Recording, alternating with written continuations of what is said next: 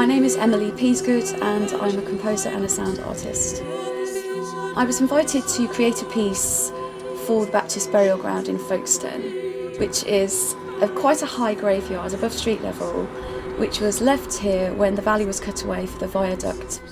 So I've created a composition and a sound installation called Halfway to Heaven, which is interactive and is created by people as they walk around the graveyard through censers that are disguised in memorial urns.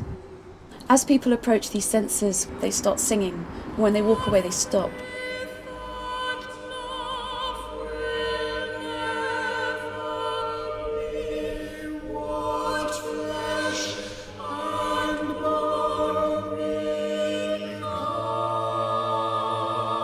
These 5 memorial vases are all singing individual songs, which on their own work, but when all of them are triggered at the same time, they're synchronised. I think of them like a mixing desk.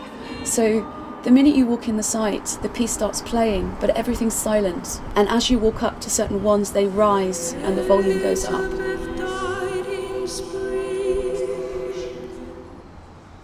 So if all of them are triggered, you hear the full work, but there are multiple combinations of how you might hear this work, which harmonises into a full choral piece. The reaction from the local community has been really strong. This place has been closed for a very long time. It's not been open for 150 years. And I really wanted to create something that made people think about the local area that they live in, and that pays homage to a community of nonconformist Baptists that lived in Folkestone and were buried here because they weren't allowed to be buried somewhere else.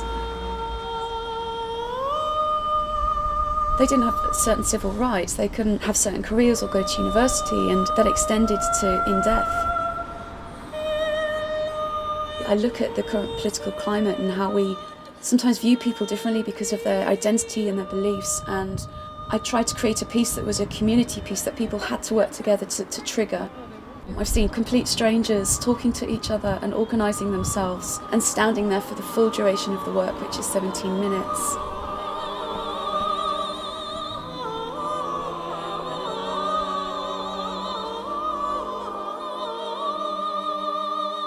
It's just a joy to watch the reactions people have.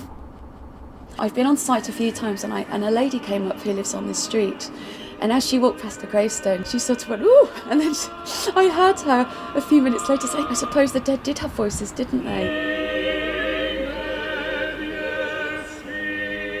They're walking around and it's almost like they can hear voices that are long gone.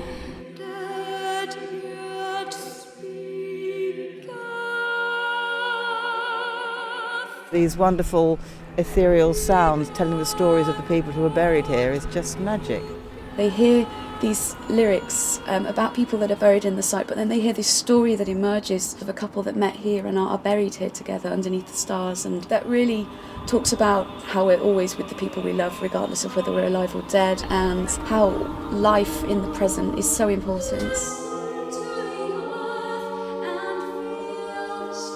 It kind of brings you in touch with a form of inner peace that you wouldn't expect on this place here. And you hear the traffic, sometimes the railway in the background. It's just a place set apart, and you think about the living and the dead and all of us being here together.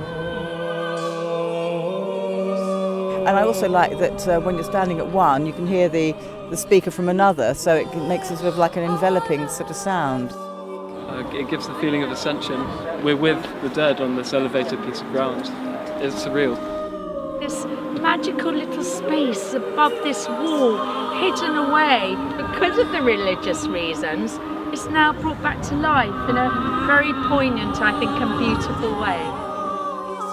I want people to go in and acknowledge these people that were outcasts and that they've been forgotten for so long. It's like finding a secret garden in Folkestone that they didn't even know existed.